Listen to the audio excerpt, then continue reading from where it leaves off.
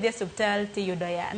Kikadho yore tiyudo ka yore beyo ikin mamoko. Kata kamano mar mondo mikoro ji kik dar ni wuok e pachoka kadhi e pinje maoko mano mag manyo tije.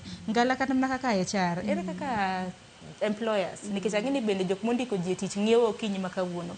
Ere kaka onyalo retain gi? Mungu Sharon nanda wach lwasi. Nitiende ni environment mar tich kae bende iyudo ka en gima onego bed ni wakawo matek mondo joma nitie tije bende koro ok we tije ka ng'iyo tije manoko. Mar ariyo en kar salary kae. Wachudo nang'o? Are we fair employers in terms of kaka wachudo ji? Koso ng'ato gombo mondo dhi oko, odhi oti kata Uganda kata dhi ti country moro amora. Koro kiketo magi te iyudo ka tek mondo koro ng'ato chak paro mag dhi oko go. Apart from that bende support mane mwamiyo employees. Koso wawegewa kanyo kendgi ni kama ng'ato biro tich saa 2 wuok saa 11. Trainings mage muketo negi. Programs mage, initiatives mage ma uketo piny ma employees nyalo wacho ni an tie bank ka kata ntiere kama ma onge kama diye tije na dano make matek. But yudo ka kata ka en hospital samoro in nurse kanyo ionge gloves mag tiyo, ionge aonyo ni syringe Syringe kata sandan ga syringes samoro anyo ni ng'iyo kendi itingo marangi those kind of things. Yudo ka ng'ato chunye bedo gi teko gi buok mar tiyo. Koro o end up manyo koro tije oko. But kan wa create environment ma obed nurse no kodonje tich, gloves nitiere. Gloves en gima very pertinent e tich mar nursing kae. Kech ok di expect ng'ato man mulo jatuo gi lwete nono. Koro gik matindo but ginyalo miyo ng'ato chunye bedo gi tek kata buok mar tiyo no ama dok chien. Koro environment gi support mar employees is very important. To gi kata weche mag salary bende wachudo machal nade, ang'o ma ichulo nurse such amount yet onego bed ni ochule kama. Koro benchmarking ema pod wacho kata gi moshimo. Benchmarking bende is very important. Most of the time doko di benchmarking, but watimo benchmarking adieri but watime ni waduog kae mwachako implemente.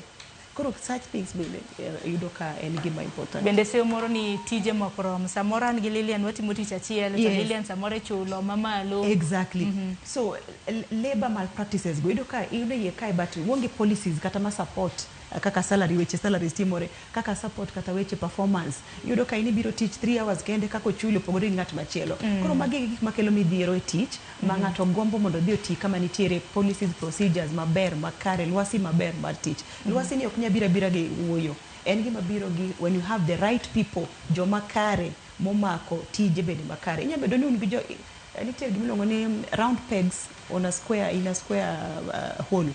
In ng'ama nigi you are not okifite ye kanyo. Koro tich mitimo no be mano tije adieri be ng'e gima itimo be ng'e policies muketo kanyo. Koro mago gima nyalo timore mana kapo ni timo un gi joma kare momako tije. Koro employers ma winja kawuono gokinyi anyalo wacho ni wabedru joma kare ma create environment ma attract employees kata retain employees ma watiyo godo kama kakigidhi oko mang'eny. Ken salary wise wachul ji makare gi market rate. Ka en wacha supporting people through PPEs and all that bende we provide gik makare ma ji nyalo tiyo godo. Hospital taonge godo wach ema ni gin example manyalo miyo keche en gima nitiere. Mheshimiwa no wacho about why export labor to an extent kata joma tino bende onge. Nursing kae gi medic kae bende nitiere. Mano is a good example. Yudo ka ng'eny gi sani by standards ongo beni 22 nurses ongo beni tiyo ne 100,000 patients. Kenya kae yudo ka 1 below 14.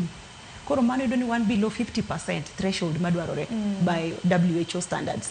Koro magi gik ma nyalo mana timore kopo ni wan gi jok ma nyalo miyo waparo maler kata policies maler maketo such things in place. Kech nurses gi dhi ndiyo but forgetting ni sama gi dhi ni piny kae gionge. One gi less than 14 nurses per 100,000. Mano ji 100 nurses, population mabedo attended to patients. Koro mano yudo bedo matek.